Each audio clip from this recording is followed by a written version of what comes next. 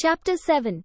The sound of a car moving off reached Srinivasa's ears, and at the same moment he heard the cry on the stairs, "Editor! Editor! Editor!" It was such an excited cry that he ran out to the landing. He saw Ravi at the foot of the staircase. "Editor! Editor!"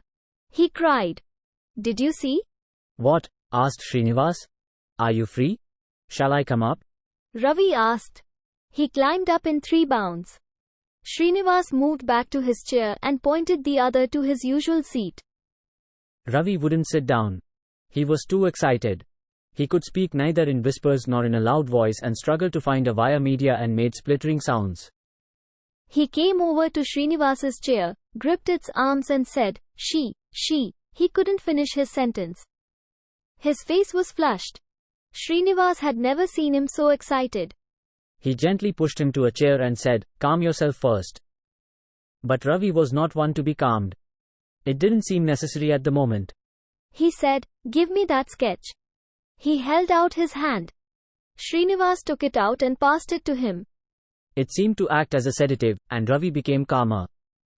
"I can do it now, on a big canvas, in oils, if you like." Srinivas felt, amidst the various misgivings in his mind, that this was the moment he had been waiting for all his life. Ravi was lost in the contemplation of the sketch he had in his hand. He was going into a sort of loud reverie. "Nobody told me she was here." "I didn't know she had come to the studio." "How providential. Don't you see the hand of God in it?" Srinivas asked, "Did you speak to her?" Yes. I was in the office attending to those damned accounts." "I heard footsteps and went on with my work, thinking it was just another of those damned visitors dropping in all through the day. I heard little sandals pit-patting, that itself seemed music to my ears, but as a rule I never look up. But the footsteps approached and stopped at my table." "Accountant," the voice called, and I looked up, and there she was. "Oh, editor," it was a stunning moment. I don't remember what she asked and what I said. I fell into a stupor, and she turned round and vanished. I thought it was an apparition, but the office boy was also there, and he says that she asked for Sampath and went away. He was rubbing his hands in sheer joy and pacing up and down. Srinivas watched him uneasily. He felt he should tell him the truth and check him a little. "Ravi, are you sure she is the same? What doubt is there?" "She gets a highlight on her right cheekbone. That is the surest mark. Even if other things are a mistake, nobody can go wrong in this." I challenge. "But she says this is her first visit to this town." "She says that, does she?" "But I have seen her, I know her, that highlight no one else can have." "Did she recognize you?" Srinivas asked. "How could she? She never knew me before. I used to see her every day and she might or might not have seen me." "How can I be sure? But you have spoken a word or two to her and you used to say she gave you a piece of coconut and so on, isn't that so?" Ravi suddenly thrust out his chest and said, defying the whole world, "I said so, did I?" "I don't care. What do I care what she or anyone says or thinks? It is enough for me." "She is there. Let her not notice me at all. It is enough if I have a glimpse of her now and then." "Mr. Editor, you must help me. I will not do these accounts anymore. I can't. I hate those ledgers. I want to work in the studio now, in the art department. Please speak to Sampath." Otherwise, I don't want this job at all. I will throw up everything and sit at the studio gate. That will be enough for me." He sat down, fatigued by his peroration. He added, "If you are not going to speak to Sampath, I will." He held the sketch in his hand. Srinivas gently tried to take it back. But the other would not let it go. He gazed on it solemnly, pointed at a spot and said, "You know how long ago I drew this? But you see that highlight where I have put it? Go and look at her in the studio, that is her peculiarity. A human face is not a matter of mere planes and lines. It is a thing of light and shade, and that is where an individual appears." Otherwise, do you think one personality is different from another through the mere shape of nose and eyes? An individual personality is, he was struggling to express his theories as clearly as he felt in his mind. He concluded with, "It is all no joke. Highlights and shadows have more to do with us than anything else. Srinivas undertook a trip to the studio in order to meet Sampath, who seemed to be too busy nowadays to visit his office downstairs regularly. Mr. Sampath comes only at 3, they told him. Srinivas sat down in a chair in the reception hall and waited. Girls clad in faded saris, with flowers in their hair, trying to look bright, accompanied by elderly chaperones. Men, wearing hair down their napes and trying to look artistic. Artists with samples of their work. Story writers with manuscripts. Clerks, waiting for a chance. Coolies, who hope to be absorbed in the work section. All sorts of people seemed to be attracted to this place. De Mello had framed strict rules for admission which were so rigorous that the studio joke was that the reception hall ought to be renamed Rejection Hall. But hope in the human breast is not so easily quenched. And so people hung about here, without minding the weariness, trying to ingratiate themselves with the clerk and vaguely thinking that they might somehow catch the eye of the big bosses as they passed that way in their cars. The reception hall marked the boundary between two classes, aspirants and experts. But from what he had seen of those inside, Srinivas felt that there was essentially no difference between the two. The only difference was that those on the right side of the reception hall had got in a little earlier. That was all, and now they tried to make a community of themselves, and those here were the untouchables. The afternoon wore on. The reception clerk scrutinized a leather-bound ledger, entreated a few people who went in to sign their names clearly and fully, threw a word of greeting at a passing technician, and after all this task was over, opened a crime novel and read it, lifting his eye every 10th line to see if there was anyone at the iron gate at the end of the drive. The hooting of a car was heard, and he put away his book and said, "That's Mr. Sampath." And now there swung into the gate the old Chevrolet with Sampath at the wheel and his cousin by his side. The clerk looked very gratified and said, "Didn't I say he would be here at 3 o'clock? Shall I stop and tell him? No, let him go in, I will follow. The car went up the drive and disappeared round a bend. Srinivas got up, and the others looked at him with envy and admiration. They reminded him of the alms takers huddled at a temple entrance, a painting he had seen years ago, or was it a European painting of mendicants at the entrance to a cathedral? He could not recollect it. He went on. He went to the rehearsal hall. Sampath said on seeing him, "Ah, the very person I wish to meet now. I am putting my cousin through line rehearsals and she has difficulty in following some of the interpretations. She was dazzling today, clad in a fluffy sari of rainbow colors, with flowers in her hair to match." Srinivas thought, surely God does not create a person like this in order to drive people mad. She smiled at him, and he felt pleased. "Oh, God, don't spare the use of your third eye," he mentally prayed. She had a fine voice as she asked, "How do you want Parvati to say these lines?" She quoted from a scene where Parvati is talking to her maids and confesses her love for Shiva. She says, "How shall I get at him?" And Shanti now wanted to know, "How do you want me to say it?" Shall I ask it like a question or a cry of despair? It seemed a nice point, and Srinivas felt pleased that she was paying so much attention to her role. She spoke naturally and easily, without a trace of flirting or striving for effect. Srinivas said, "It is more or less a desperate cry, and that dialogue line has to lead to that song in Kapi Raga. Do you follow?" She turned to Sampath triumphantly and said, "Now, what do you say?" "We've got it straight from the author," she said. "All day Sampath has been trying to rehearse me in these lines, saying that they are to be asked like a question. I have been protesting against it, and we did not progress beyond 10 lines today." And he wagered 10 rupees, you know. Sampath took out his purse and laid a 10-rupee note in her hand. "Here you are, sweet lady. Now that this question is settled, let us go ahead. Don't make it an excuse for stopping."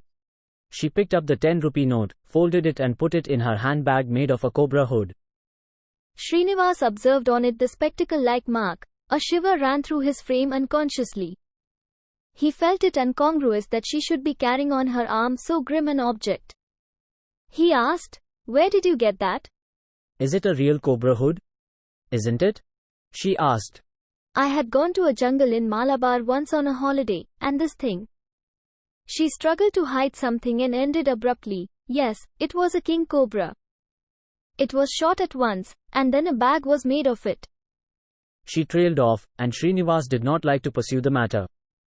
Later, when she went away for some costume rehearsals, Sampath said, "My cousin married a forest officer, and they had to separate, and all kinds of things, and then she became a widow. She feels somewhat uncomfortable when she thinks of all that.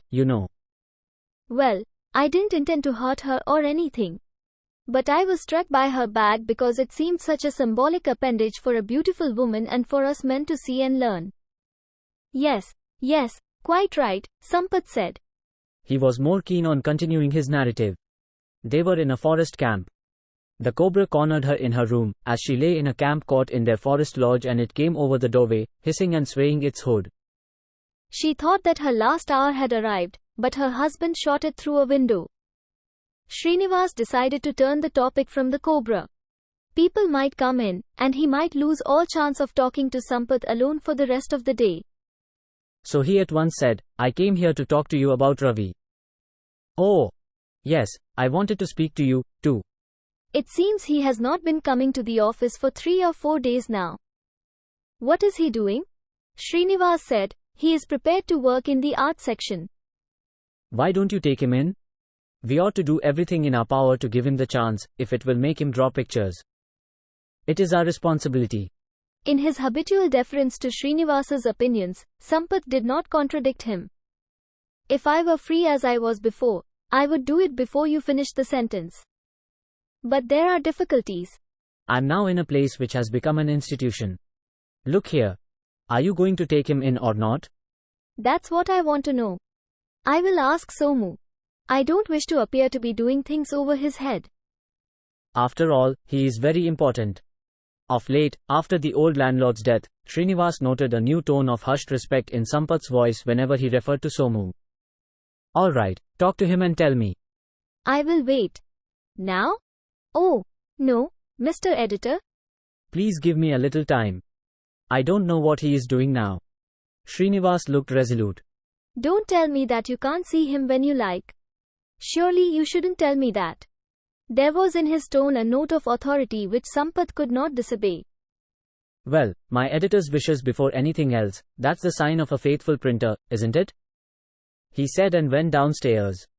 When he was gone, his cousin came up. "I've finished the costume business," she said. "Where is he?" "I've sent him down on some business." This seemed to Srinivas a golden chance to get her to talk. But he dismissed the thought instantly as unworthy. He wanted at best to ask her, "I heard you were at the office yesterday," but he suppressed that idea also. He knew it would not be a very sincere question. He would ask it only with a view to getting her to talk about Ravi. But even that seemed to him utterly unworthy. He hated the idea of being diplomatic with so beautiful a creature. So he merely asked, "Do you like the part you are going to play?" "Really?" she said. "I have got to do what is given to me, and I wish to do my best.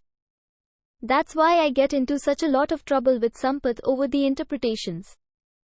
"I like to give the most correct one. But we've so little voice in these matters, we shall have to do blindly what the director orders." During her costume trials, she seemed to have disarranged her hair and sari ever so slightly, and that gave her a touch of mellowness. What a pleasure to watch her features, Srinivas thought. No wonder it has played such havoc with Ravi's life. She didn't pursue the conversation further, but went to a corner and sat there quietly, looking at the sky through the window. Sampath returned. He looked fixedly at his cousin for a second. She remained looking out of the window. He beckoned to Srinivas to go out with him for a moment and told him, when they were on the terrace, "I've managed it." "Thanks very much," said Srinivas. "You will see what wonderful pictures he will draw now." "Well, I hope so, sir. But I hope he will not create complexities here," he said, glancing in the direction of his cousin. Ravi's new chief was the director of art and publicity, a large man in a green sporting shirt and shorts, who went about the studio with a pencil stuck behind his ear.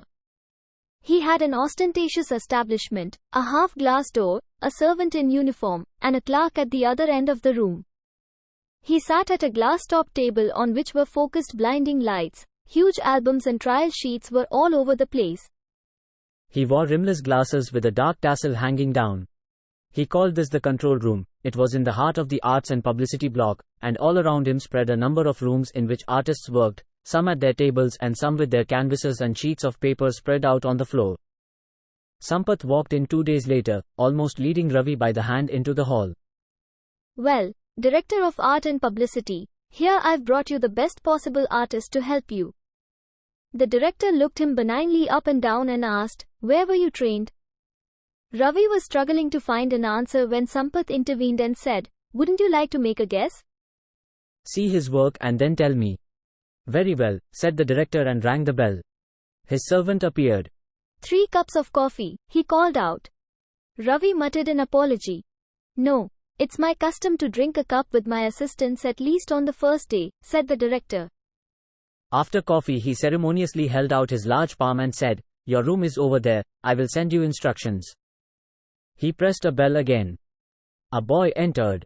Show him room 4. Ravi followed him out without a word.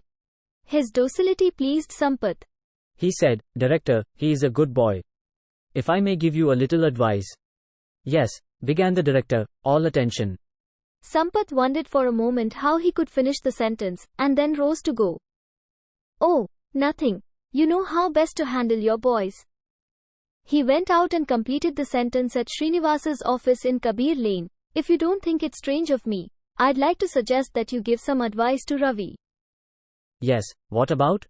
Srinivas asked, looking up. Well, Sampath drawled, and Srinivas saw that he was awkward and could not say what he had in his mind. This was probably a very rare sight, Sampath unable to speak freely. I mean, editor, I have transferred Ravi as you desired. I want you to do me a little favor in return, that is, well, I suppose, I must say it out. You know Shanti is there. I wish he would keep out of her way as far as possible. He may have to see her in the course of his work. Oh, that doesn't matter at all. That is a different situation. I'm not referring to that, but don't let him pursue her or talk to her, isn't that what you wish to say? Asked Srinivas with a twinkle in his eye. Sampath merely smiled, and Srinivas said, well, I don't think he will do anything of the kind, but I will caution him, all the same. Let us hope for the best. In any case, she is a different person. Isn't that so? Sampath made a gesture of despair. Well, who can say how an artist looks at things? I've always been rather bewildered by Ravi's ways. Srinivas waited for Ravi to come home that night. Srinivas heard him arrive in the studio van and then went over and called softly, Ravi. Ravi came out. If you are not too tired, let us go out for a short stroll. Very well, he said. A little sister clung to his arm and tried to go out with him. But he gently sent her back with a promise, I will buy you chocolates tomorrow. Go in and sleep, darling. As they went through the silent Anderson lane with people sleeping on piles, talking or snoring, Srinivas wondered how he was to convey the message from Sampath. But he viewed it as a duty. He simply let Ravi follow him in silence for a while. How do you like your work? He asked. It is quite good, Ravi said. They leave me alone, and I leave the others alone. I just do what I'm instructed to do. At 10 o'clock the van is ready to take me back home, and I come back here. I'm doing a portrait. Come and see it sometime, when you are in the studio. I'm very happy to hear it, said Srinivas. What is the subject? My only subject, Ravi said. I've only one subject on this earth, and I'm quite satisfied if I have to do it. You are not asking for a sitting, are you? Srinivas asked.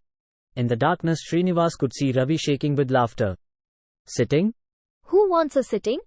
It's all here, he said, pointing at his forehead, and that is enough.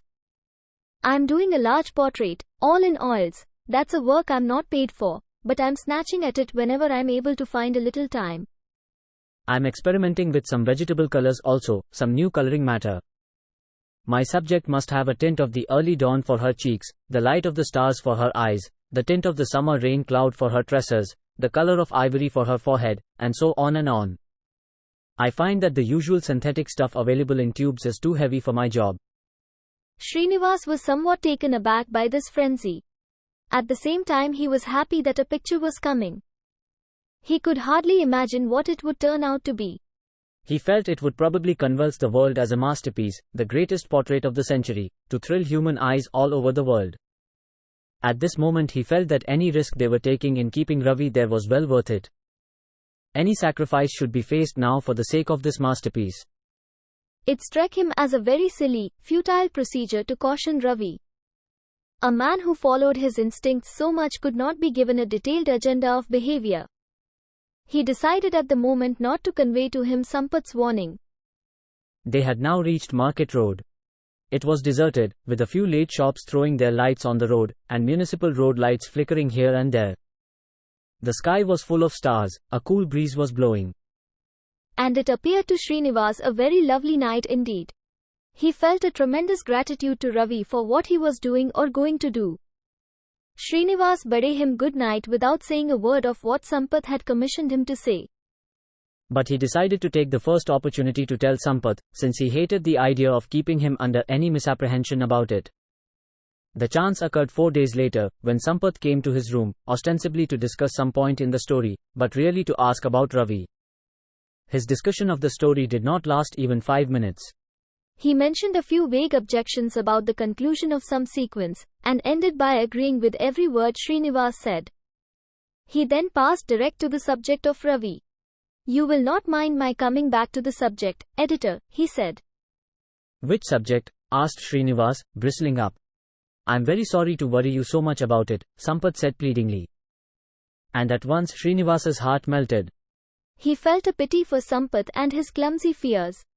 He looked at him. He had parted his hair in the middle and seemed to be taking a lot of care of his personal appearance. There were a few creases under his eyes.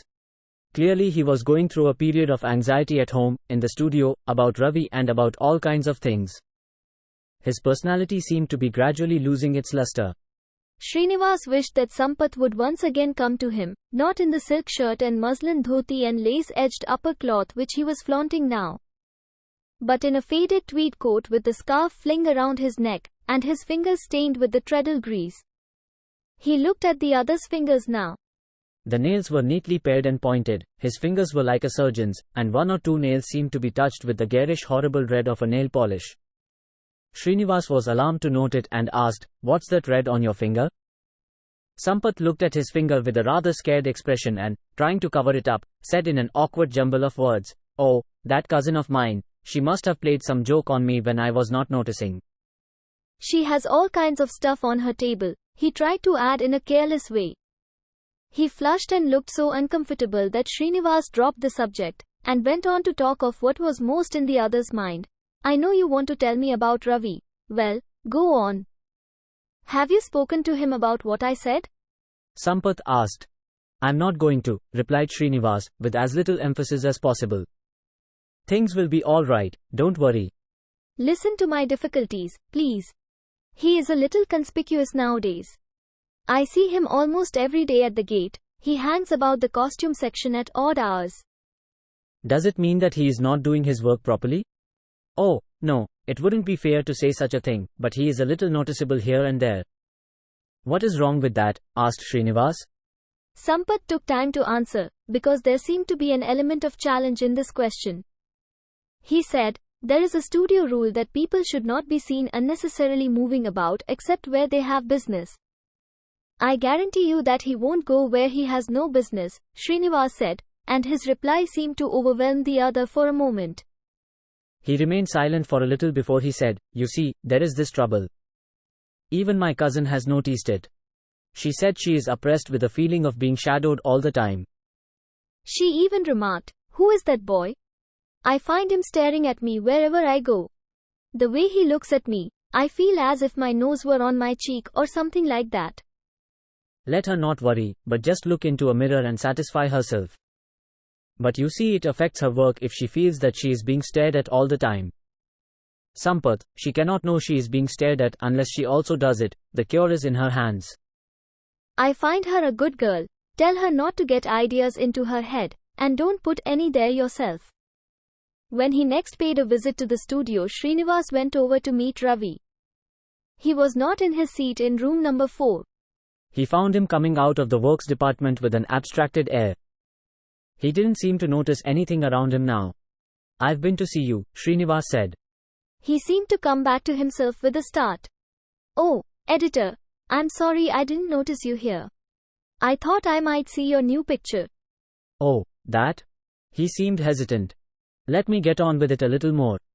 I don't like anyone to see it now. They were in the little park. I am free for about half an hour.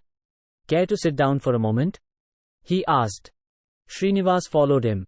They sat under a bower. The Mellow had engaged a garden supervisor who was filling up the place with arcades and bowers and lawns wherever he could grow anything.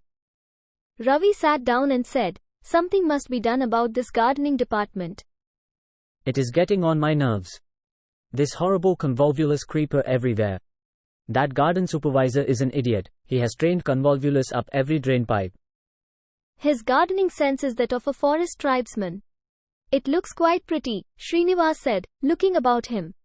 "But don't you see how inartistic the whole thing is?" There is no arrangement, there is no scheme, no economy. What can we achieve without these? He looked so deeply moved that Srinivas accepted his statement and theories without a murmur. And Ravi went on, "Our art director is the departmental head of this gardening section, and he ought to sack the supervisor. But how can we blame him? He is not an artist. You must see the frightful composition he has devised for Parvati, both her ornaments and settings. He probably wants her to look like a, he could not find anything to compare her with, and he abandoned the sentence. He said, he is an awful idiot. But I take my orders from him, and obey him implicitly. Let him give me the worst, the most hideous composition, and I execute it gladly without a murmur. I'm paid for that. But let them stop there." He raised his voice as if warning the whole world. He waggled his fingers as he said, "Let them stop there. Let them not come near my own portrait, that's my own. I do it in the way I want to do it. No one shall dictate to me what I should do. If I didn't have that compensation, I would go mad." Srinivas found that his mood of calm contentment of a few nights ago during the walk had altered. Some dark, irresponsible mood seemed to be coming over him. But Srinivas didn't bother about it. It's all in the artist's makeup, he told himself. Srinivas felt that it was none of his business to pass any comment at the moment. He listened in silence. Ravi said, "My portrait is come to a blind end, do you know? I'm not able to go on with it, that's why I don't wish to show you anything of it now. I'll tell you what has happened. My director called me up a couple of days ago and told me not to go about the studio unless I'd any definite business anywhere." I felt like hitting him with my fist and asking, "Why not?" But I bowed my head and said, "Yes, sir, and I have tried to keep myself in confinement. What's the result? I see so little of her now. I can't get even a glimpse of her. How can I work?" Even at the gate, while she comes in, the car has side curtains put up. "Do you know where I'm coming from now? From the works department, where I have no business at the moment. But there, if I stand on a block of wood, a gilded throne pedestal of some setting really, I can see the courtyard of the costume section which she crosses. That's helped me to clear a point or two, and I shall be able to add something to her portrait today." A clock struck 4, and he sprang up, saying, "I must leave you now, editor, there is a publicity conference in the director's room." And he sped away. On the 1st of the following month, Srinivas was wondering to whom he should pay the rent. He had not long to wonder, for a stranger turned up at 6:30 a.m. and woke him. Srinivas opened the front door and saw a middle-aged man, wearing a close alpaca coat and a turban. He remembered seeing the same turban and coat somewhere else and then suddenly saw as in a flash that he had seen his old landlord wear it on the day he was present at the inauguration of their film. Srinivas concluded there was some connection between this visitor and the old man. He had a pinched face and sharp nose and wore a pair of glasses. "I am Raghuram, the eldest son-in-law of your landlord. I've come for the rent." Srinivas took him in and seated him on a mat, though he was still sleepy. He wondered for a moment if he might send the man away, asking him to return later, while snatching a further installment of sleep. But his nature would not perpetrate such a piece of rudeness. He sat the man on a mat, and in about 15 minutes returned to him ready for the meeting. The stranger said, "My name is, and I am the eldest son-in-law of your late landlord. My father-in-law has assigned this property to my wife, and I shall be glad to have the rent." "How is it I have never seen you before?" asked Srinivas. "You see, my father-in-law was a peculiar man, and we thought it best to leave him alone. He must always go his own way." We'd asked him to come and stop with us, but he did what he pleased. He used to tell me about you all, but he said he had a daughter in Karachi. That is the next sister to my wife. I came early because I didn't know when else to find you. He looked about uncertainly, eagerly awaiting the coming of the cash. Srinivas did not know how to decide. He went in and consulted his wife as she was scrubbing a brass vessel in the backyard. The old man's son-in-law is here. He will be our landlord now. He has come for rent. Shall I give it him? Certainly, she said, not liking to be interrupted in this job she liked so much.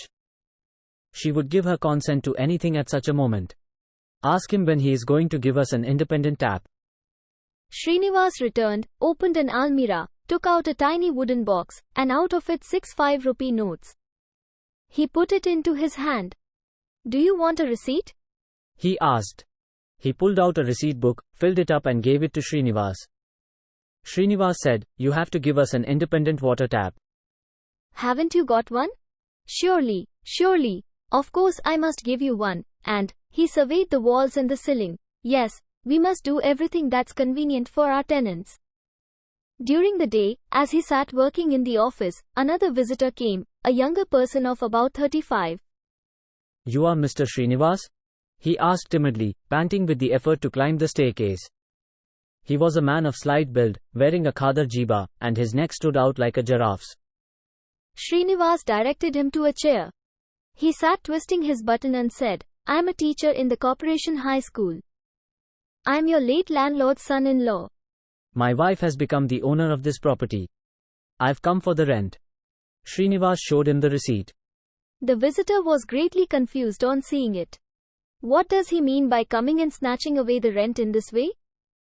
He got up abruptly and said, I can't understand these tricks. My daughter was his favorite, and he set apart all his property for her, if it was going to be for anyone. Your daughter is the one studying in the school? He was greatly pleased to hear it. Oh, you know about it, then? He went back to the chair. He lowered his voice to a conspiratorial pitch and asked, I say, you will help me, won't you? In what way? He rolled his eyes significantly and reduced his speech to a whisper as he said, my daughter was his one favorite in life. He mentioned an amount he had set apart for her marriage. Has he ever mentioned it to you?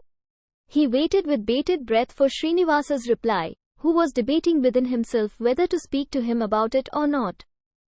Srinivas said finally, yes, he mentioned it once or twice, unable to practice any duplicity in the matter. The visitor became jumpy on hearing it. His eyes bulged with eager anticipation. Where did he keep this amount? He asked. That I can't say, replied Srinivas. I don't know anything about it. The other became desperate and pleaded, don't let me down, sir, please help me. Srinivas looked sympathetic. How can I say anything about it? He mentioned the matter once or twice. I really don't know anything more. I hear that he has all his money in the post office savings bank. Is it true? Srinivas had once again to shake his head. He could not help adding, it is difficult to get any money, even of living people, out of the post office savings bank. Oh, what shall I do about my daughter's marriage? The visitor asked sullenly. He looked so concerned and unhappy that Srinivas felt obliged to say, if he had lived a little longer, I am sure he would have done everything for your daughter. He was so fond of her. Just my luck, the other said, and beat his brow. Why should he have held up his arrangements? He complained against sudden death, as if it were a part of the old man's cunning, and looked completely disgusted with the old man's act of dying. He got up and said, I will look into it. Till then, please don't pay the rent to anyone else. He took a step or two, then returned and said, he used to confide in Mr. Sampath. Do you think he will be any use and tell us something? Well, you can try him. He will probably be downstairs. You can see him as you go. Towards evening yet another person came, a tall man, who introduced himself as the eldest son of the old man. I know my father wrote a will. Do you know anything about it? Sorry, no. The man looked pleased. That's right. He wrote only one will and that is with me. If anyone else starts any stunt about any codicils, I shall know how to deal with them. It's a pity you have paid the rent for this month. After this, don't pay it to anyone else till you hear from me. Yet another called on him next morning, demanding the rent and a hidden bill, and Srinivas began to wonder if he would ever be able to do anything else than answer these people for the rest of his life. I hear, said this latest visitor, that he has put everything in the Car Street Post Office Savings Bank. How are we to get at it? He has left no instructions about it. All this seemed to Srinivas a futile involvement in life. Where were all these people before this? Where have they sprung from? He wondered. He decided to get clear of their company and its problems, and started looking for a house. But Malgudi being what it was, he could not get another. He forgot that if such a thing were possible, he would not have become a tenant of the old man at all, and so he wasted a complete week in searching for a house. His wife had meanwhile become so enthusiastic about it and looked forward to a change with such eagerness that every evening when he came home, her first question at the door was, "What about the house? Doesn't seem to be much use. Tomorrow I must try Grove Street and Vinayak Street." And after that, she became crestfallen. Mentally she had accommodated herself in a better house already, and now it seemed to her impossible to live in this house anymore. She found everything intolerable. The walls were dirty and not straight. Plaster was crumbling and threatening to fall into all the cooked food. The rafters were sooty and dark. The floor was full of cracks and harbored vermin and deadly insects. And, above all, there was a single tap to draw water from. Srinivas listened to her troubles and felt helpless. His son added to the trouble by cataloguing some of his own experiences. "Do you know, when I was bathing, a tile fell off the roof on my head. There is a pit in the backyard into which I saw a scorpion go," and so on. They had both made up their minds to quit. The relations of the old man also drove him to the same decision. But no house was available. What could anyone do? He confided his trouble to Sampath. "We shall manage it easily," Sampath said, very happy to be set any new task. The final version of the will which the old man was supposed to have made proved to be a blessing for the moment. When one of the relatives came next, Sampath neither accepted nor denied knowledge of the matter, and very soon had all of them running after him. "We shall have to convene a lost will conference," he said.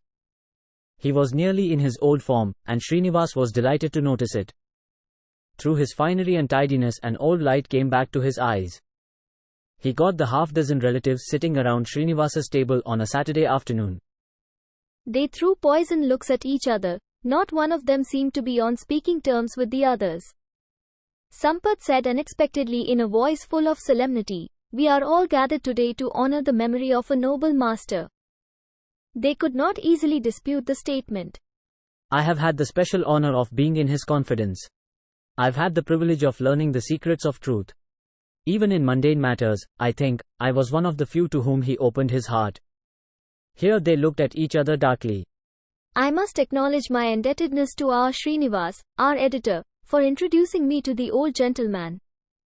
They once again looked at each other darkly. He added vaguely, "Let us now pull together, his relations and sons and friends, and do something to cherish the memory of this great soul, that we can do by treating each other liberally and charitably." Srinivas was amazed at Sampath's eloquence. Presently he came down to practical facts. He has left us his houses, his money in the post office, and all the rest that may be his. No doubt, if he had had the slightest inkling of what was coming, he might have made some arrangements for the distribution of his worldly goods. But this I doubt, for after all, for such a saintly man, worldly goods were only an impediment in life and nothing more. He used to quote an old verse. "When I become a handful of ash, what do I care who takes my purse? Who counts my coins and who locks the door of my safe?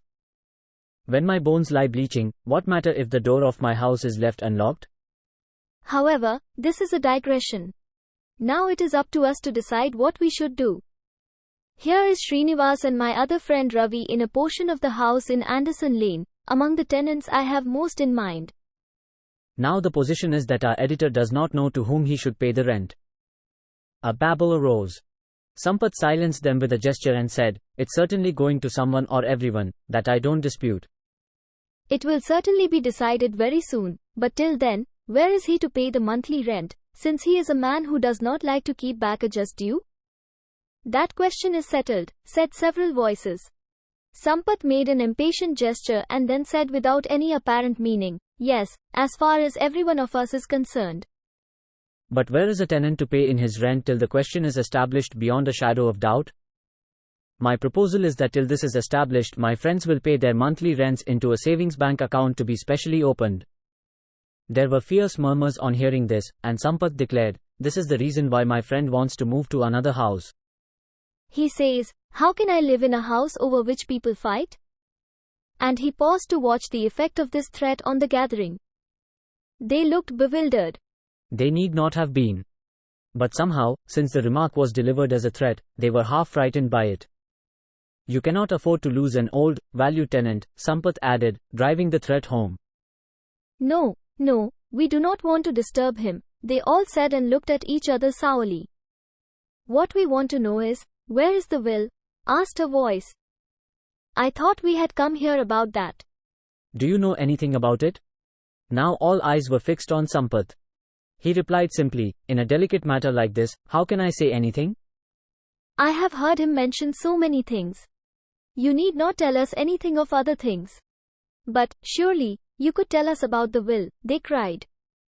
Sampath said decisively, "No. I will not speak of it for 2 months. By that time whatever there is to be known will be known." "Of that I am certain. Here is the copy of the will, registered by my father."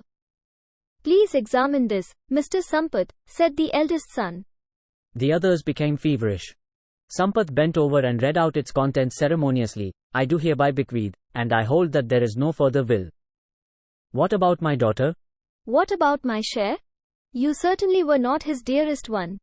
Have you forgotten?" A babble broke out. "It must be tested in a court and not here," Sampath said. "We do not care to be involved in all this. After all, blood relations may quarrel today and unite the day after. It is none of a stranger's business to get involved in such a matter. We will pay the rent to whoever is justly entitled to it. Meanwhile, whoever thinks that he is entitled to the house ought to complete all the unfinished business of the old gentleman. He will have to undertake some responsibility that'll establish his claim." "What responsibility?" they asked. Sampath said, "There is a car below. Please follow me." He got up. They trooped behind him. They seemed very happy to have the chance of a car ride. They sat crushing each other. Sampath went straight to Srinivas's house. It was like an investigation committee examining the spot. The first thing he said was, "This is the only source of water for 4 families, imagine." And then the various families, including Srinivasa's, gathered round and mentioned a list of all their requirements. The result was, in a few days the block of houses in Anderson Lane became transformed. It only meant a little dislocation for Srinivas, having to shift with his family to his office. When he returned, he found the walls scraped and lime washed, tiles changed, floor smoothed with cement, and an independent water tap planted in his own backyard. Some of the partitions behind Ravi's house were knocked down, and now only 3 families lived where there had been 4 or 5 before. It would not have been easy to investigate and say who was mainly responsible for these changes. All the relations seemed to have vied among themselves to give their tenants amenities. Srinivasa's wife was delighted. Sampath said, "So that settles your problem, Mr. Editor. You will have to send your rent to the savings bank on the 1st. They've agreed to it." Meanwhile, the entire gang is going to the court for succession rights. But it's none of our business at the moment.